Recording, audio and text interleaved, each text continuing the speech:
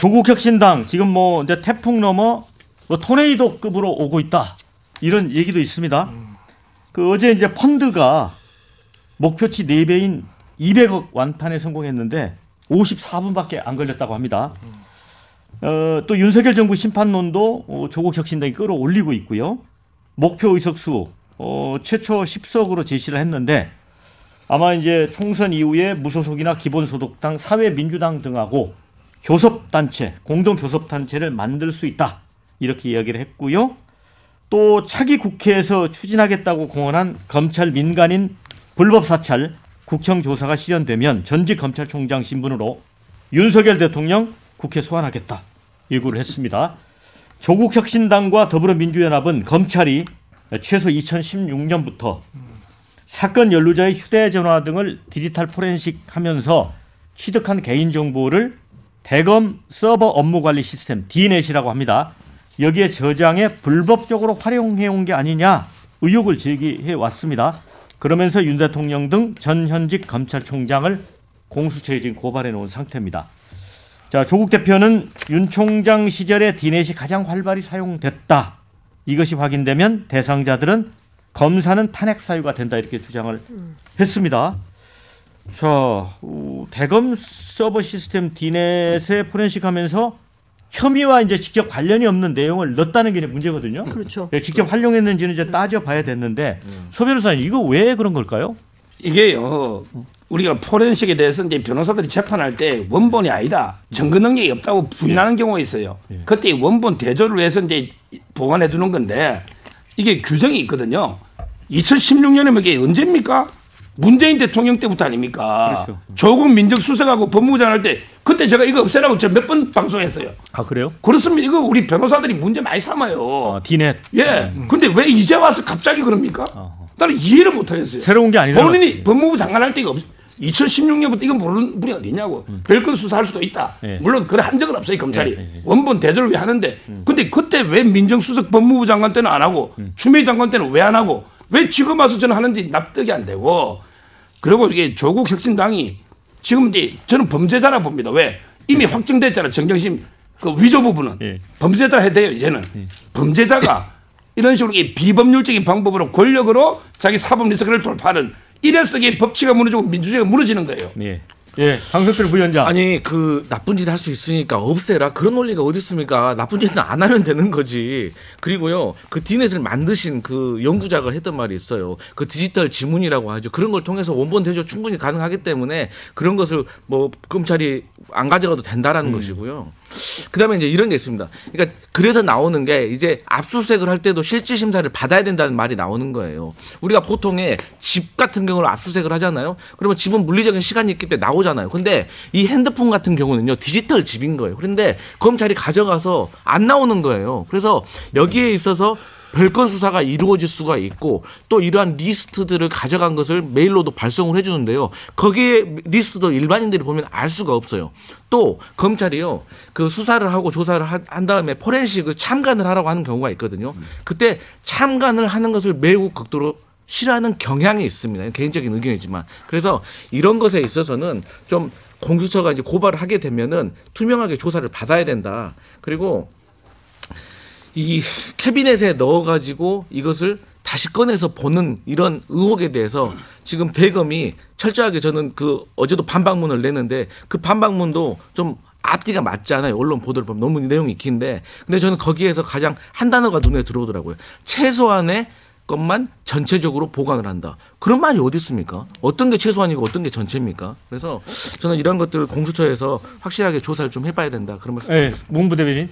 결국 그냥 지금 하시는 내용들을 좀 종합해 보면 반윤, 비명 이런 그 지지자들을 결집하는 데 성공한 것 같아요. 그러니까 윤석열 정부를 심판해야 된다고 생각하는 분들 플러스 도저히 이재명 대표를 못 지켰다. 이런 분들이 결집을 확실하게 하면서 선명한 야당에 대한 그런 이미지를 조국 혁신당에서는 많이 가져가고 있다고 보거든요. 그래서 이렇게까지 그 비례대표에 대한 지지율이 돌풍을 일으키는 것 같고 뭐 저도 이 현상을 이렇게 수치로 나온 거기 때문에 부인할 수는 없을 것 같아요. 그만큼 이 당이 전략적이고 잘 포지셔닝을 한 것 같고 이제 와서 2주 남은 상황에서 뭐 몇 석이 될지는 정확히 모르겠지만 최소 5석 이상 원내에 진입할 것 같다는 그 예측이 지금 돌고 있기 때문에 참 가슴이 좀 아픈 부분이 있습니다. 왜냐면 어찌됐든 이게 이분이 사실 이제 그 자기 아들을 본인이 교수를 하고 있는 그 대학교에 인턴까지 시키면서 입시 비리를 하는 그런 2심까지 확정된 그런 입시 비리범이지만 이렇게까지 국민들한테 지지를 받는다는 것이 좀 씁쓸하기도 하고 또 저도 뭐 한 10수년 전에 입시를 경험했던 사람으로서 여러 가지 생각이 드는데 그럼에도 불구하고 한 가지 말씀드리고 싶은 부분은 40대 50대의 이런 폭발적인 지지에 비해서 20대 이 조국 혁신당에 대한 20대의 지지는 거의 전무하거든요 현재. 그래서 앞으로 미래를 짊어나갈 우리 20대의 젊은 사람들이 그래도 상식적인 판단을 하고 있다. 예, 저는 그렇게 생각합니다. 네, 댓글에는 조국 열차에 탑승한 민주당은 잘 나가고 있고 여기에 탑승 못한 이준석 이낙연 대표는 바람 빠진 풍선이다 이런 것도 있습니다. 근데 저는 너무 얘기가 많으니까 시간이 없어서 조국 관련해서는 말하지 않기로 하고요. 이 디넷 문제 굉장히 심각합니다. 그러니까 왜 이게 갑자기 왜 2016년께 끝내서 지금 와서 난리냐라고 하면은 최근에 뉴스버스 이진동 대표가 압수수색 당했어요. 네. 그게 뭐냐면은 윤석열 후보 시절에 그 후보 검증을 했다는 이유로 언론사 압수수색이 굉장히 많았습니다. 기자들이 휴대폰 전부 뺏겼어요. 그랬을 때 이 압수수색 영장에 적시된 것만 가져가야 되는데 그렇지 않고 통째로 이 안에 있는 모든 내용을 검찰 대검의 디넷에 이걸 보관하고 있었던 거예요. 근데 여기에는 뭐냐면 내가 누구랑 커피 마셨는지, 내가 어디서 얼마를 썼는지, 그리고 여기 안에 내가 단톡방도 포함되고 개인 톡방도 있고, 뭐 텔레그램도 있고, 뭐 여러 가지 그 내용을 싹 다 지금 대검이 가지고 있는 거예요. 그러니까 민감한 개인 정보를 그렇습니다. 다 보관하고 있다. 그래서 민간인 사찰 얘기가 나오는 것이고, 그러면 이게 2016년에 왜 문제가 됐냐? 삼성의 미전실에 있던 장충기 사장이 이 문제가 제기가 돼가지고 이재용 회장이죠.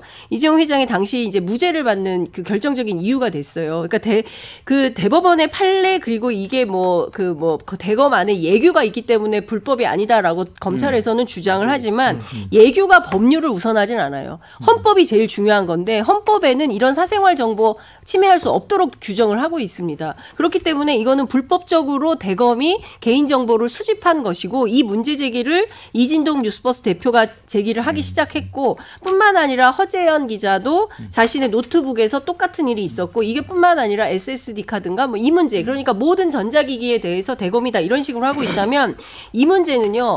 총선 이후에 굉장히 큰 문제가 될 수밖에 없고 검찰이 과거에는 우리가 뭐 정보사, 보안사, 민간인 사찰, 윤석열 이병 사건 이런 거 있지 않았습니까? 그런 맥락에서 이 사건이 커질 수가 있다. 굉장히 심각한 거다. 서 변호사님 말씀하신 대로 디넷 없애라라고 요구하셨다고 했죠. 제가요. 그런 차원에서 필요한 보세요. 겁니다. 예규보다 위에 있는 게 부령입니다. 네. 그럼 추미애 장관, 박범계 장관은 뭐 했습니까? 장관이 충분히 없앨 수 있는 걸 뒀잖아요.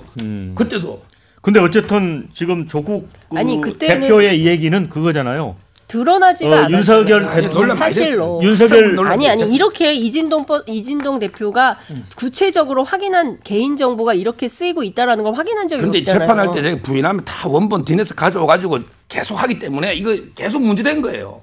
아니 근데, 그러니까 제가 보기에는 대중적으로 이슈가 되고 문제가 된 건 이진동 사례인 것이지 그 전에 이게 그러니까 이렇게 법조계에서 다 외화된 이미 적이 문제가 없어요. 됐다는 걸 왜 예규를 그럼 왜 그때 두냐는 법조계에서 거지. 서 변호사님 문제제기를 아니 세게 하시지 추미애 장관은 그랬어요. 알았잖아요. 박범계 장관은 왜 뒀냐 이 말이 제 말은.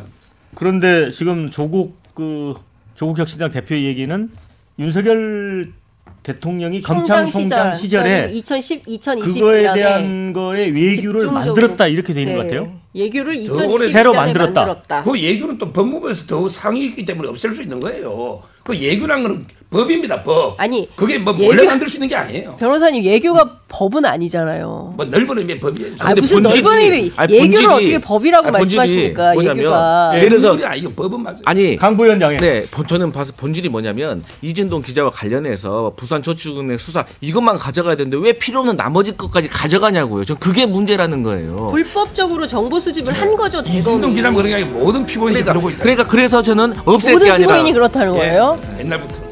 이진동 기자뿐만 아니라 뒤에서 다 조정해야 되죠. 와. 네, 자 엄청난 여기서 사실 폭로하신 거예요. 오늘